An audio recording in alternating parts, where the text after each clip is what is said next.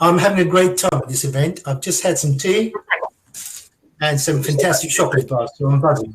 I'm buzzing. Just started. Young. The floor is yours. Going back.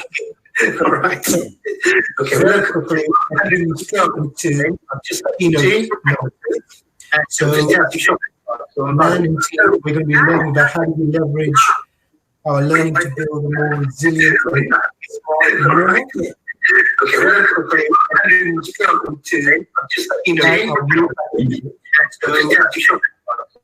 to, we're going to be learning about how do we leverage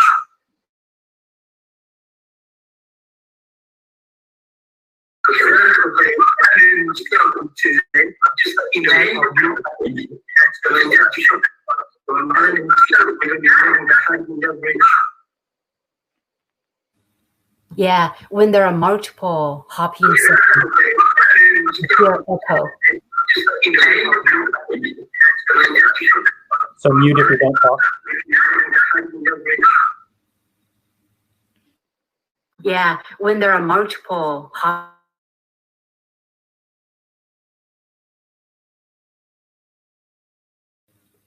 Okay, let's give it another try. All right.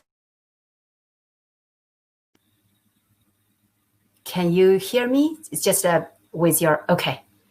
All right, maybe we'll try to be fluid.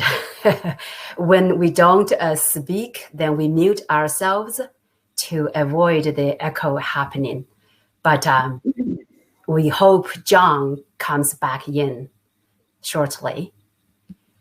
Without further ado, let us kick off this very important second part of the conversation that a great panel discussed earlier, what we have learned from 2020.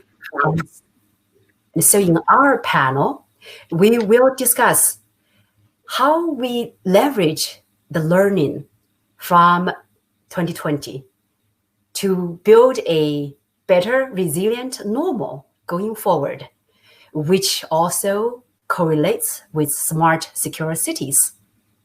I have with me here a great panel representing government and private sector, and of course, small businesses and nonprofits all together in this one panel. I'm going to try to queue up the slide that has everyone presented here. But in the meantime, let me just invite Rob and Zephyr to say a few quick words about yourself, and then I'll bring up the slide. Rob,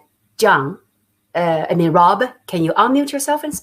Sure. So Rob Lloyd, I'm the CIO for the city of San Jose, California. We're about a million, almost 1.1 million residents, 185 square miles, 85,000 businesses, and 130 plus global headquarters. And we're really invested in this mission and have been for a number of years now, creating the secure city that is both secure and enabled so that we can provide the services to our community that are so important. And that's been no more highlighted than in the past 7 months. So we're happy to be here and happy to be part of this conversation. Terrific. Zephyr. Hi, and thank you for having me for the panel first. My name is Zafer Shahinoglu. I'm the VP Business Innovation, Mitsubishi Electric US. In April 2020, we launched Malik Ventures, which is an investment and innovation arm of Mitsubishi Electric. I'm also the general manager of Malik Ventures. Thank you.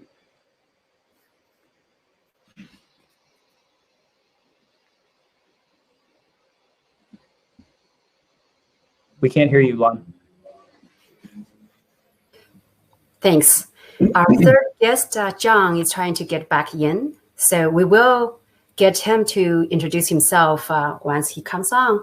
But for now, what we have as a society do see very clearly that disaster resilience is good for us all. Faster response and recovery means fewer lost lives, people keeping their jobs, more small businesses staying open, more governments and enterprises' revenues are on track. And digital capabilities have proven to be a way for resilience. So for a more resilient and smart future, what lessons are worthy baking into our way forward in our strategy, in our execution, et cetera, Rob, I know you have done a lot being at the forefront, leading San Jose City's resilience efforts. So I think to answer your question, Lon, it gets at bigger order questions and needs. So there's a continuum of change that we've had to go on. And we've accelerated so much change in terms of plans that we've had for the next 3 years. A lot of those things we've done in 6 months, and some of them in 3 weeks. But that continuum is actually that we had a big rapid shift to do, which was so that people who work for the city could work remotely and do their work. The second one was how do we render our city services publicly so that the public can actually engage with us and get the things that they need without much disruption. But then that opened up the door, and past that fulcrum, you actually get into transformation and improvement. That's been at the core of our intent for a number of years now, since the setting of our 2016 Smart City Vision. And that is, how do we change the services to actually make them better for the public? And then how do you get at some of the transformational questions that have now arisen? And some of that is about equity, housing and homelessness, and what happens when the eviction moratorium passes, and the help that we need to give people. Part of it was food, and how do you go from feeding 50,000 people a week to 2 million people a week for the county, and we had a partnership there, to COVID testing and data and response, so you can make wiser decisions that are based on the speed of the disease. So this is much like an all hands, all disasters type of approach. The other thing that really threw us for a loop, that really speaks to your resilience question, is how, for the first time in my career, and as far as my colleagues can remember, we have a multi-activation of our emergency operations center. So not only did we go virtual with that emergency operations center, but you had a pandemic, then an economic crisis, then you had public safety power shutoffs, then you've had wildfires, and you've had civil unrest. And so this continuum is challenging us to be the organizations that our communities need in the moment of the community. And so I'll leave off with maybe just one more comment, maybe two, is the journey's not done. And all these things we've done, we still have to make sure it's secure and enabled, as I mentioned before. So there's a lot of work that we're gonna have to work with people through the next really 8-9 months to kind of close and clean up all the things that we had to do really fast, and make them very strong. And number two is just the reality check that, we're working with urgency and empathy, because this is the best of time and worst of times, to use a literary example. We're literally seeing our community suffer and people die, and that hits your heart.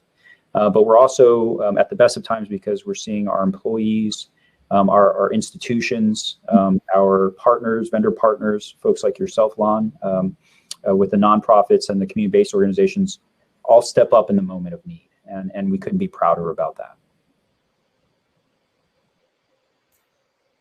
We are very proud. I can testify that as a resident in San Jose, it really does give me so much peace of mind and confidence that we are in good hands. And that's because I know people like you, Rob, leader, are doing your very best, and you have the best interests of the people in heart.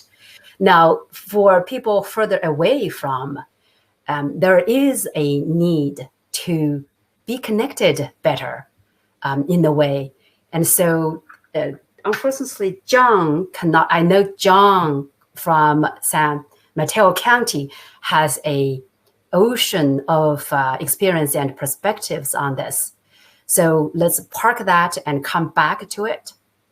And for now, we can get to one thing I want to quickly touch on also, Rob, to your point, that the work is not done. And later on today in the mayor's panel, we ask that question to the mayors. that, hey, how do we see the work continue forward? How are innovations and investments going to continue on? Seeing that a lot of places face shortage in budgets, how is there a way that we can continue to innovate to serve the people? So stay tuned on that. Now, from our conversation, Zephyr, there is a impression that so far, smart cities as a movement in its current life cycle is a bit more tool smart, not quite society smart or community smart. So would you have any comments from your perspective as a private sector leader? A perspective on smart city and... Right, the smart city as a innovation that is supposed to help the entire city. However, in reality, after the pandemic, a lot of the population felt that they have not benefited from so-called a smart city. So where do you think that is a missing link in the innovations? For example, private sector, they have been great in innovating for the greater good of the society. But why that disjoint? What has the private sector learned from this pandemic also? We know that there are silver linings as well. Some private sector companies have done much better than some others. What is the learning for us as a society together, though? Society as a private sector, yes. I think we have, as a private sector, we have two major learnings, and if time allows, I'll touch both. The first one was what happened in our supply chain networks. So according to a survey conducted by Business Continuity Institution, they surveyed 350 global companies. 75 of those companies experienced detrimental supply chain issues, disruptive to their businesses.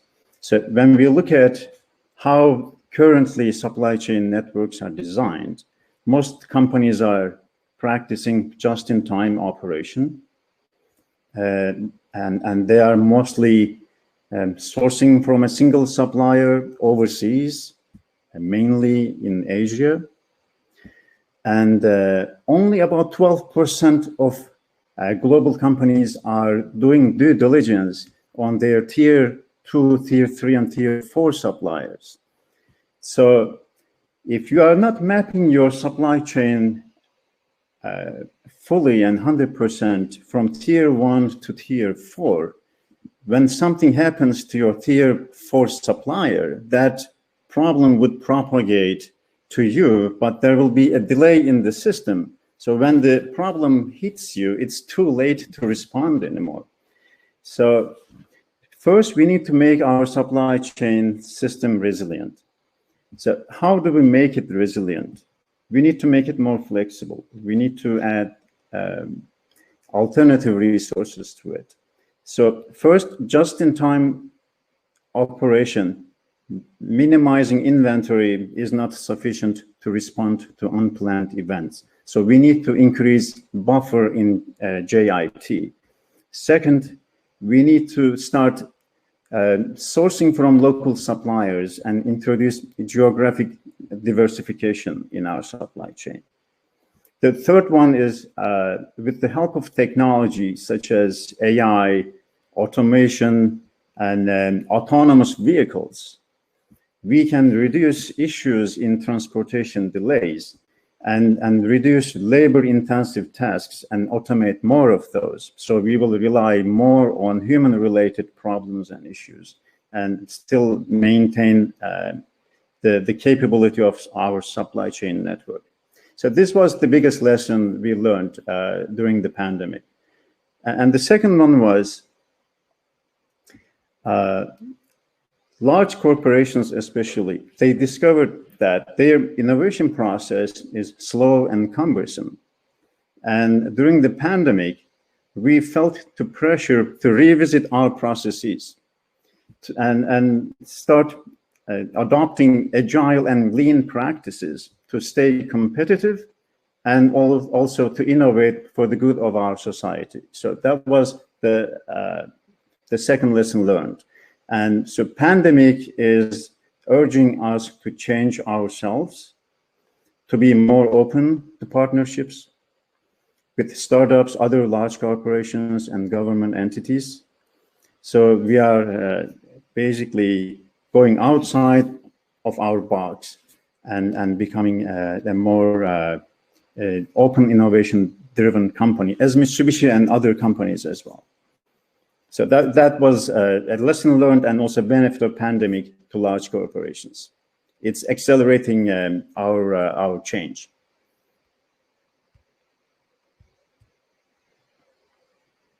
I don't know if I answered your question directly, Plant, but yes, you have, Zephyr. Now, maybe one step further from the private sector. During the pandemic, we have seen a lot of great gestures from private sectors.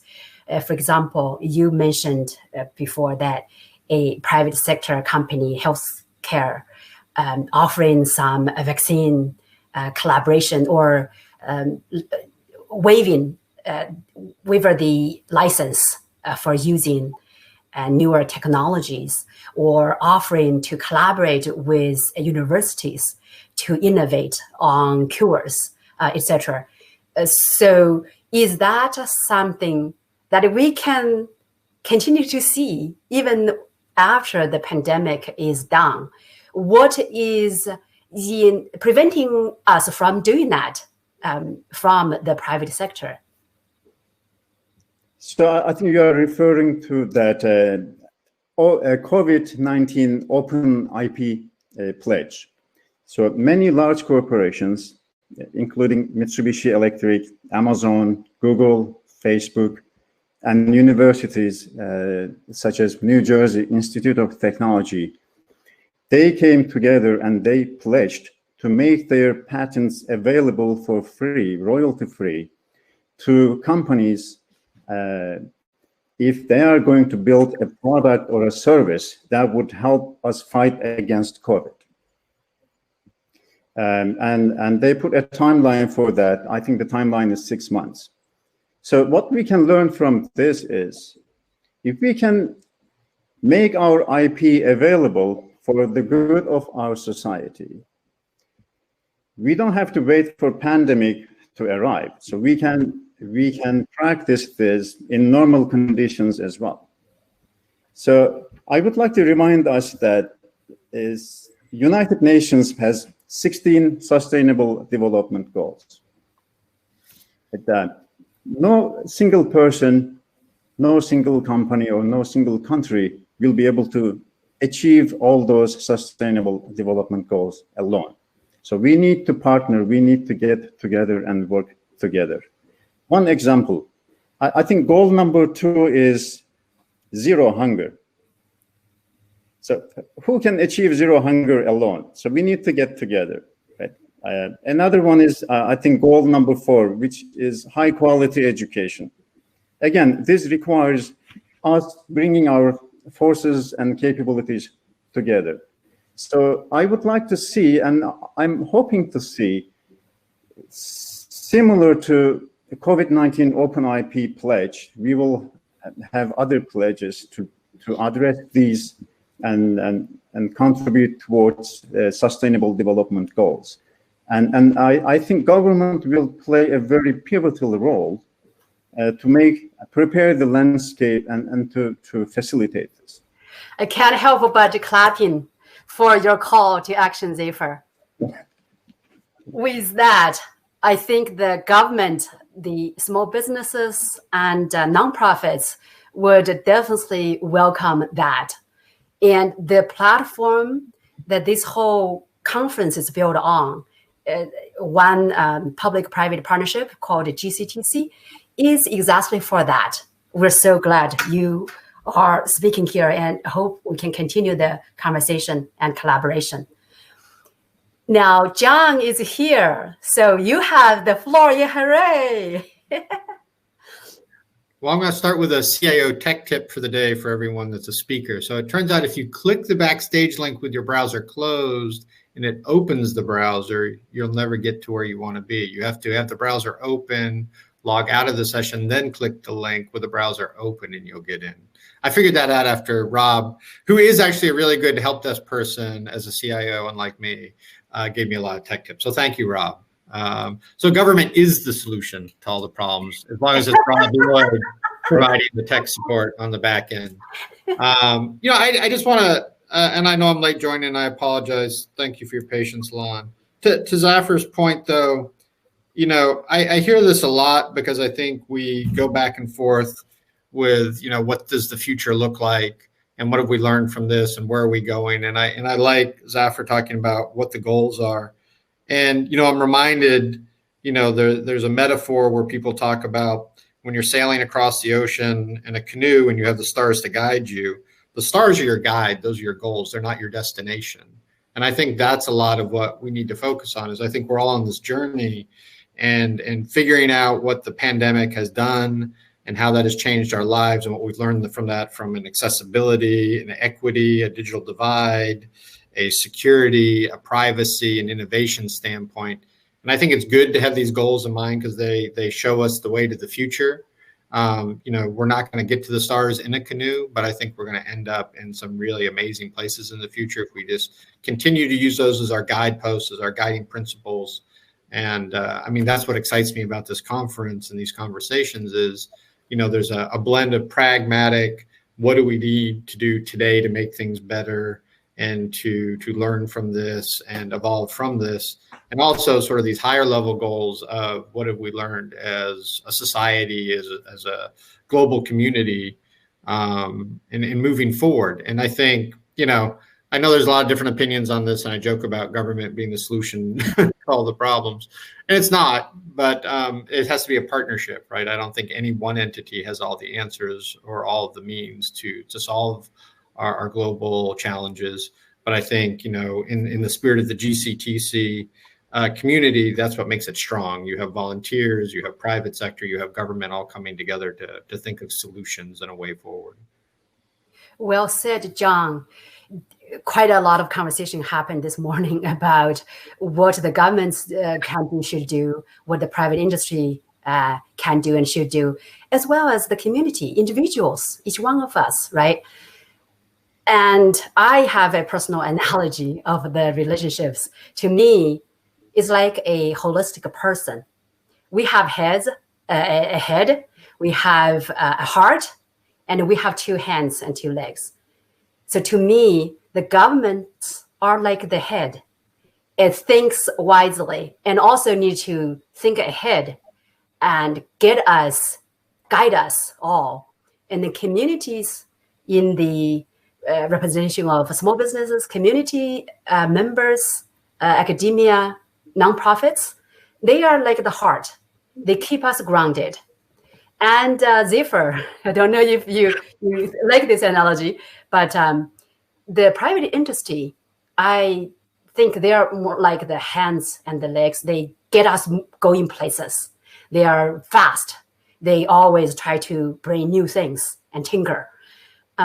For a society to function just like a holistic person, all of these three parts need to work together.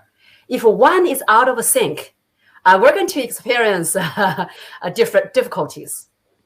And this 2020 seems to have threw us a curveball this way. So on that note, also trying to wrap up here is a call to action from your perspective, each one of you. What do you think are the critical mindsets, ideas, or actions that we can take in our daily lives at work or even in private lives you think are crucial? Give us your words of wisdom, please. John first. Oh, okay. John, you're not quite there? We'll go to Rob.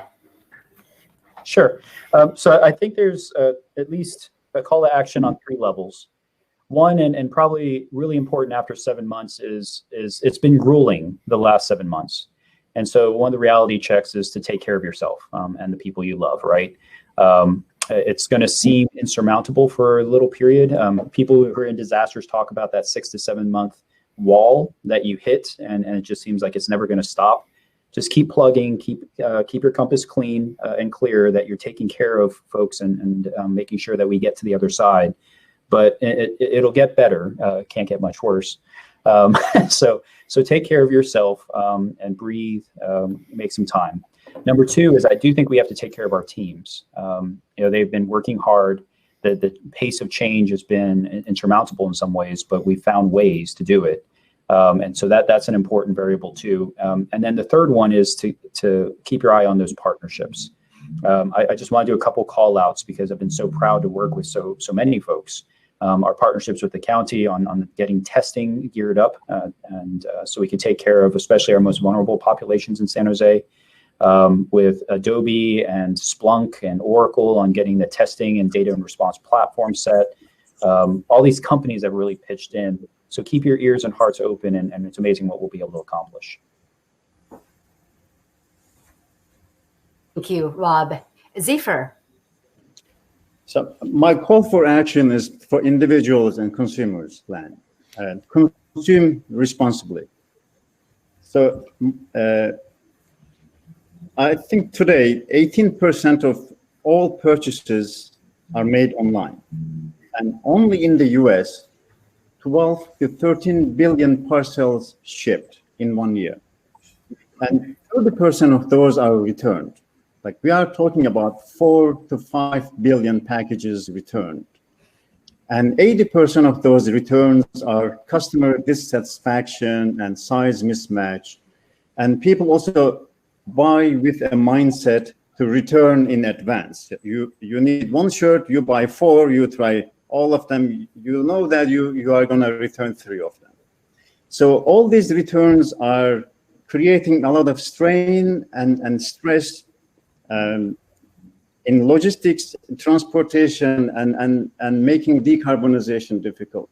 When you are returning something, a vehicle needs to pick it up from A to B, right? And it needs to be inspected and re-prepared for resale. So a lot of inefficiency. And as consumers, if we shop responsibly, it will help our society and our earth with our decarbonization efforts. Thank you, Zephyr. The last word goes to John. Your call to action. I'll talk quick before I kick myself off again. Yeah, thank you. My call to action is just to act regionally, act in partnership. I think if anything has come out of this for me, it's how the coming together through this crisis. I've never seen a time where cities and counties and NGOs and private sector work together more closely and try to have ignored those stereotypical boundaries to really make material progress. And that really encourages me. And if anything is sustained after this, I hope it's that spirit of partnership and less ego and more collaboration at a regional scale, irrespective of invisible political, boundaries continues. Well said. Thank you, John, Rob, and Zephyr.